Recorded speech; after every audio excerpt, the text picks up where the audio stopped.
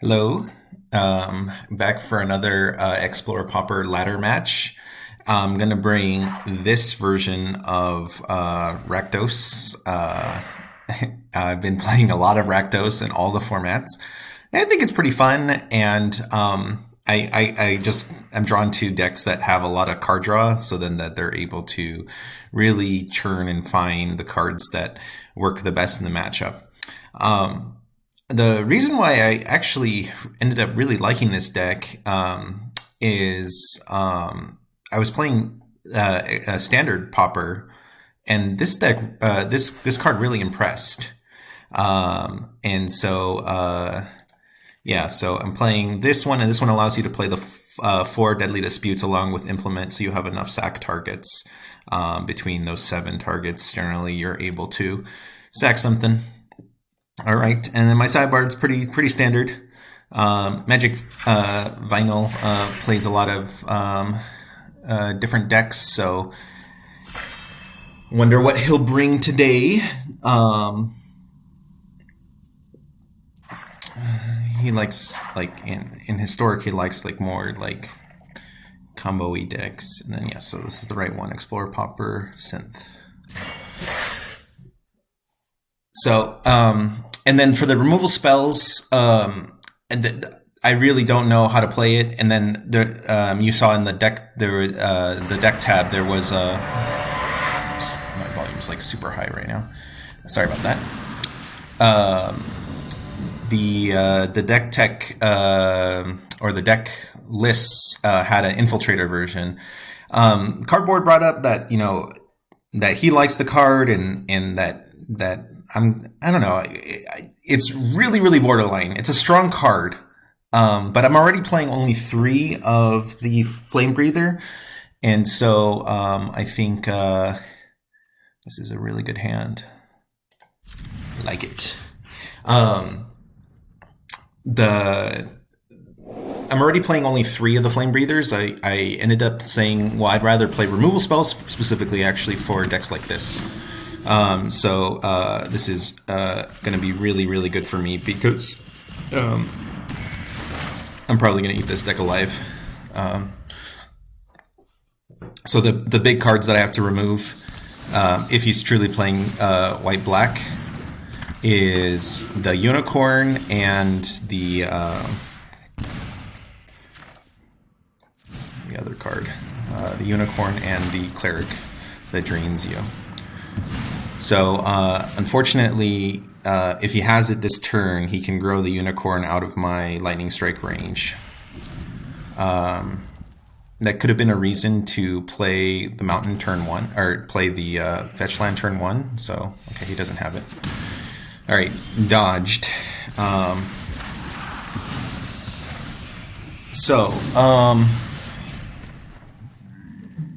I think that's the only way I lose this game. So I think I just hold up lightning strike for the rest of the game. If he plays a unicorn that can grow out of range, that's scary. I'll just block this. Like that. And the fact that he already pre-combat did that is a good sign that he's going to... okay. That's fine with me. Now do I lightning strike it now? Because I can't hold up my thing forever. I think he would have played it if he had it. So I think I hope that he doesn't have it and start getting my game plan on. Okay, so he doesn't have the unicorn, but it's also bad because he has a protection spell that's going to get it out of range of my removal spells.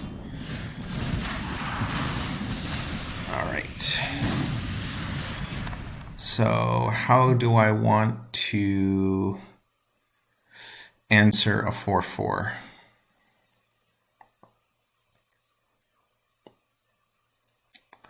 So I kind of want to be able to Deadly Dispute next turn to start hitting my land drops. So I think this turn I'll keep a Reckoner. No, I have to implement. So Do I want to keep a Reckoner raid, or do I want a Goblin Blast Runner into the implement? So it's basically between these two. So I have to decide what I want to play. Since I'm going to sack next turn, I think the Blast Runner is going to be more effective. And the other nice part is holding this till after I play the Flamebreather gets an additional point of damage. I mean, it's not a big deal, but... Alright. So no blocks this turn. One thing I could do is just hold up and then Deadly Dispute when he attacks and try to double block. Or I can just implement on the attacks. I actually like that plan more because that actually allows me to land this and then draw some cards. Deadly Dispute. Oh, but Deadly Dispute does give me a treasure. I really do need to hit some land drops. Let's see. If I get a treasure, then I would just be sacking the treasure just to block if I wanted to. Sure, I think that's a reasonable plan. And then I could potentially draw something else different. Okay. Yeah, and then I'll implement. I could Flamebreather this turn. I could attack and then Flamebreather. I still think I want to play defensive. So, but do I need to play defensive this turn?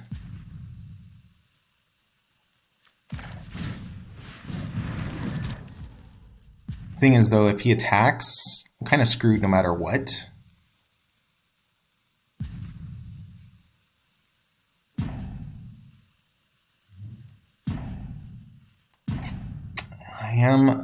We're just trading 5 damage back and forth.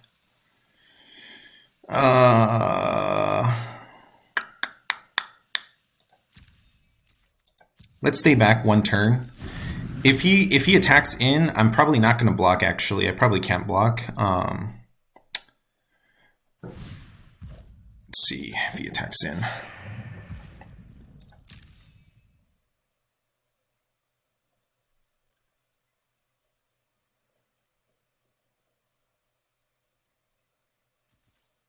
Okay, so he doesn't have a removal spell. Okay, that's good for us. All right, now I'm getting some chonkers to block with.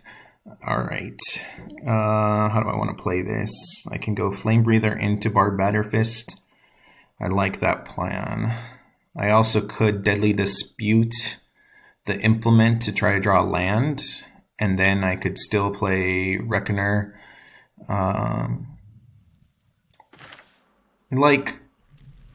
I like getting this down and starting to attack.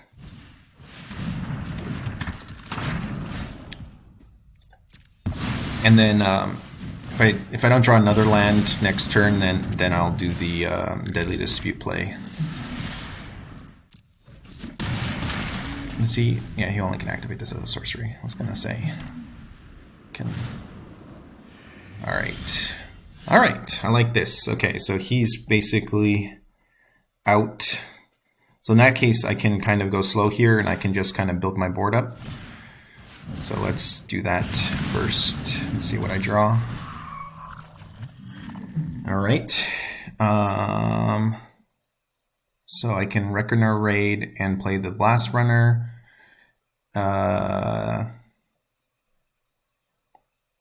Then I don't have anything that I have sacked. I guess I could just sack the implement, but I like Deadly Disputing right now, and then potentially playing both of those. The nice part about it is it allows this guy to get in. All right, and then I'll probably play double Blast Runner this turn, but let's not let him know what we're gonna do.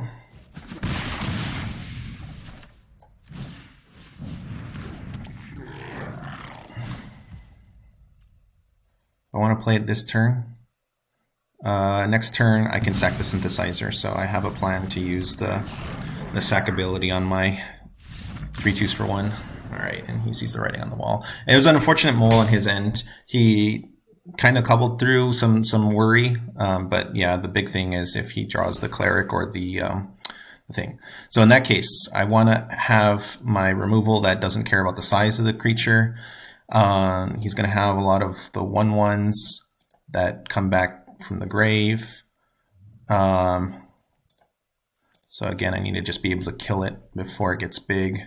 Abrade, probably not. Probably a little bit too slow. This is probably pretty good. Rotten Reunion. He does have the thing. So I think I keep one Rotten Reunion in the main deck. I don't need to do this. I don't think I need multiple. I don't think I need to curse him.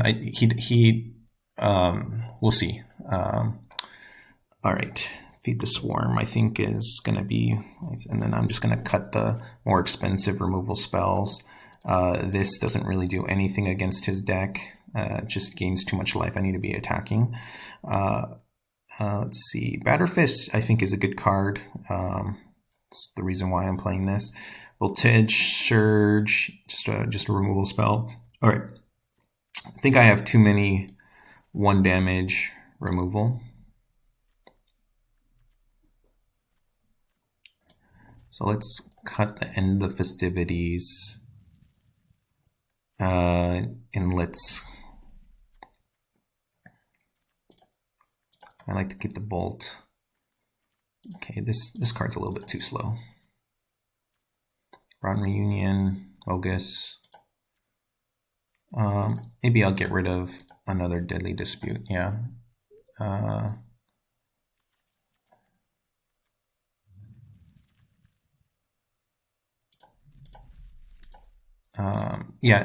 So the reason why I decided to end up keeping, actually, let's get rid of another Deadly Dispute and let's put in a Lightning Strike.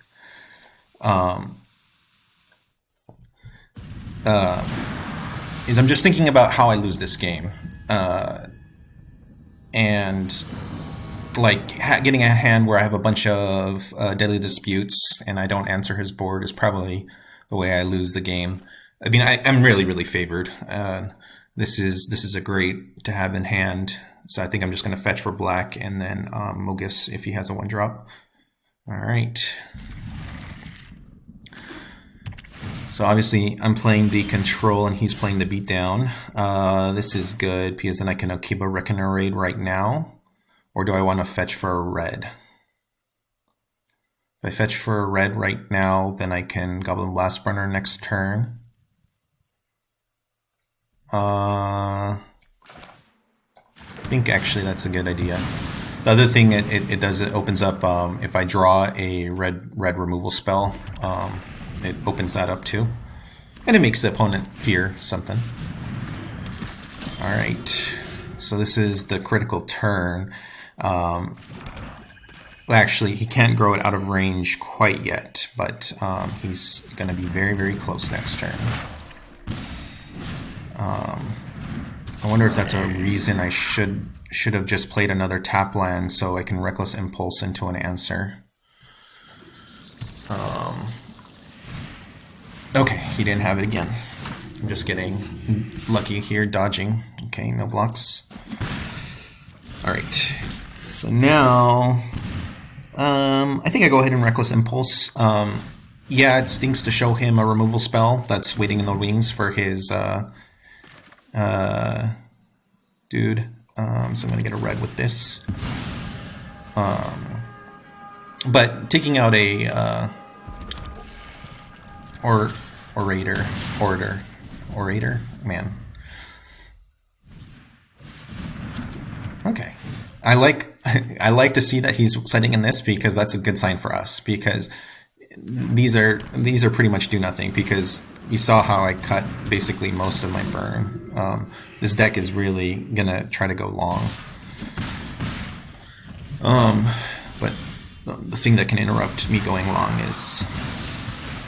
Alright. So there is a danger if I draw a red spell with this that I might not be able to play both the spells.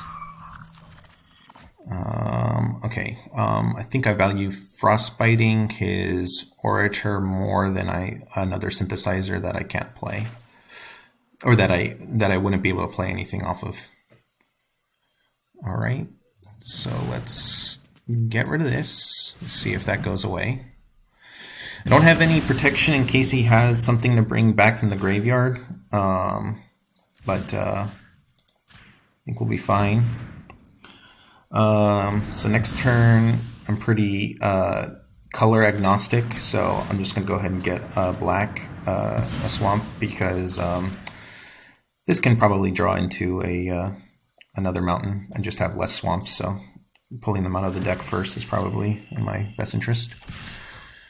He has something. Oh no, it's probably this is why he has to stop. So let's see next turn what I would have drawn if I tried to implement our experimental synthesizer.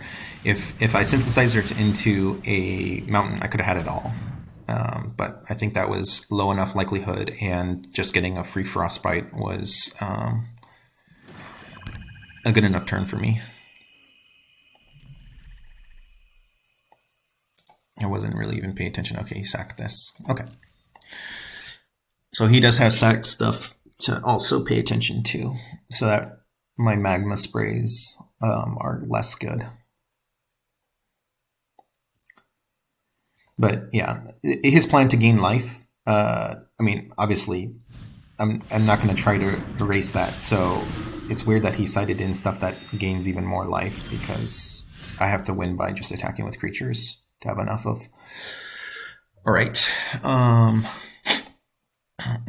I think I just accept the Moguses on this guy, and then I'll keep a Reckonerade. So let me just keep a Reckonerade first, so it doesn't. Okay, let's get the lands out. I have nothing that recurs from graveyard in this deck, but he doesn't know that, and so I don't want him to know that potentially my creatures and spells don't matter in the graveyard.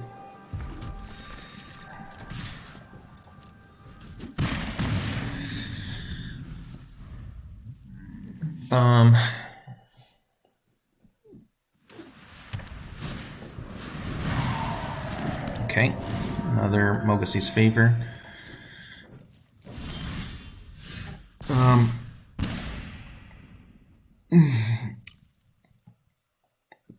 Let's if I synthesizer,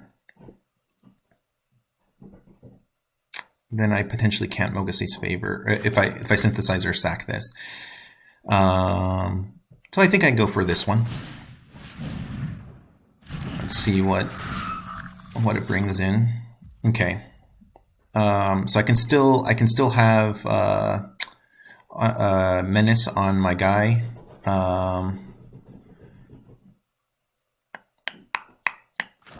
If I wanted to, but let's just go ahead and take a turn off and get 2 3/1s on the board. He could potentially Wrath me.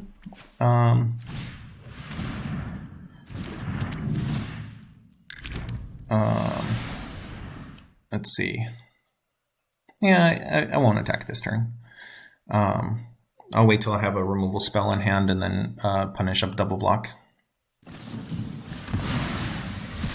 Great. I'm glad I didn't waste my time trying to Mogusi's Favor this. Yeah, he just has so many targets. So far this is really doing work, and I conserve too. Now the question is, does he have the clerics that gain life? I mean, I wouldn't doubt that he has a couple. It's just so good against my road captains that he's gonna have a real big choice to what to exile, the Mogusi's Favor or his or my road captain. All right, so now I will be able to kill the Overseer if I want. Well, let's stack here first and see what I draw. If it's a land, I'll probably just probably not play that and just prefer to Mogus right now.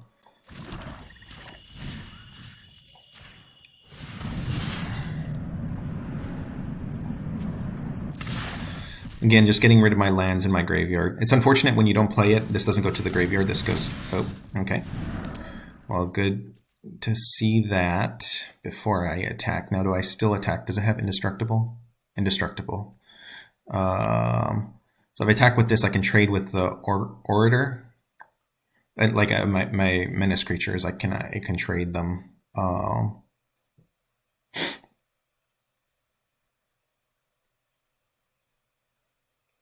Oh, but it has lifelink too. Let's not give him an extra 5 life.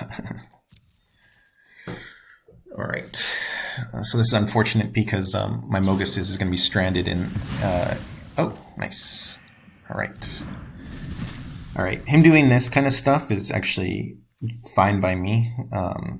Just spinning his wheels until, well, I guess he finds this. But we haven't seen the unicorn land. The unicorn is what would really, really worry me.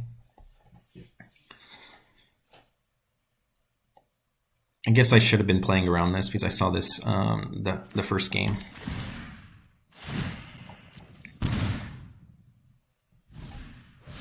Yep, there it is. So what is he going to exile? It's funny that he can't exile my Mogus because he... yeah, you see him hovering over the Mogus. So I'm going to have to kill the Overseer, trade with it, and then I'll be able to... In the meantime, though, he can attack with quite a whopper of a damage. All right. So I have a kill spell for his Blight Priest. Let's start with sacking this first.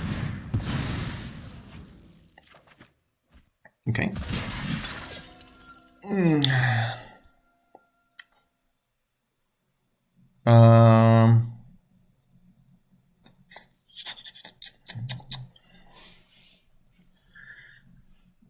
Yep, I think I go ahead and kill his Blight Priest. Oh, he might have a protection for it, but I don't want to run into the protection.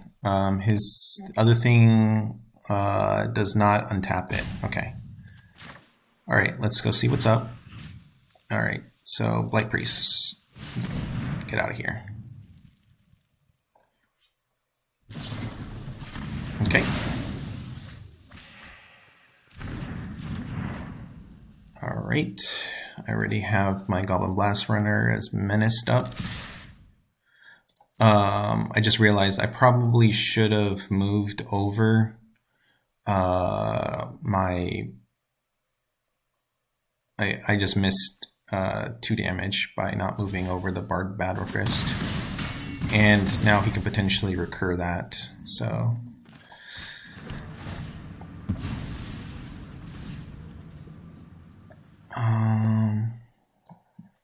I'm just going to get a red. I keep this in hand to potentially scare him. I think I'll just play it.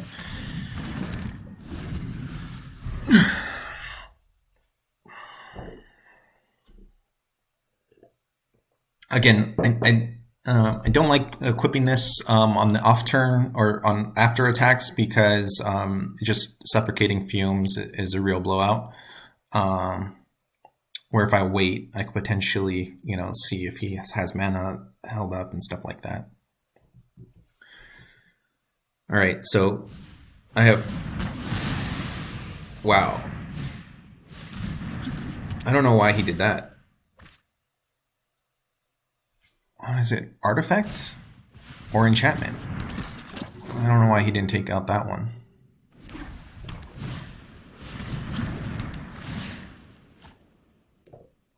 I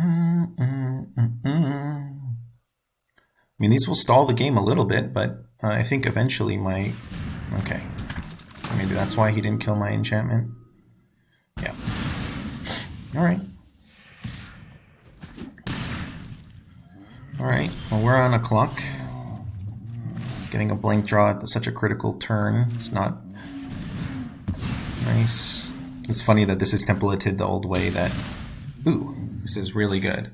So I can kill the Overseer, then kill the Veteran, and then be able to attack in, and then, yep. So let's do that. Kill you.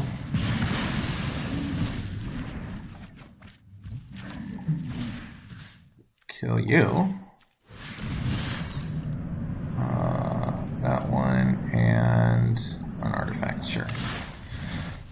Again, it doesn't matter, but you know, small margins too. Okay, and then let's equip up this guy. Although, do I want to trade it? Oh, what's nice is, oh wait, no, because I used the mana. I could have forced him not to block. Do I play a land?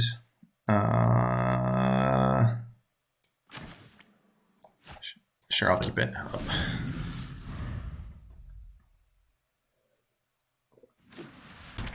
Small margins here to keep this up. But next turn, what I have is I can kill the Phantom and then attack in, and then if he blocks my 2/2s, yeah, this is just gonna slowly grind him down.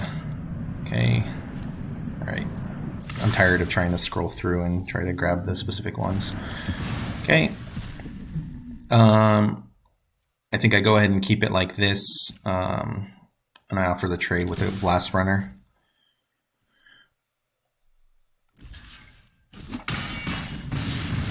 Okay, he didn't take the trade. Let's see if he has something.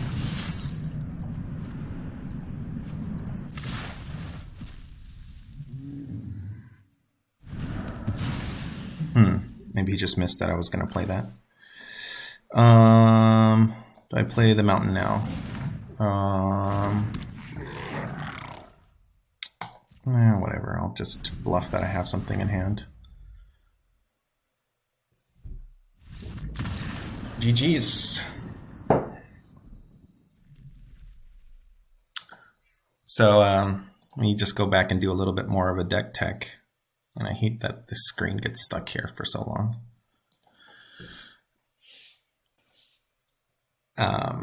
So basically I have the same deck built in Standard and Explorer, and then Historic I have no idea what to build because there's just so many options to build and answer in Historic, so don't like it as much.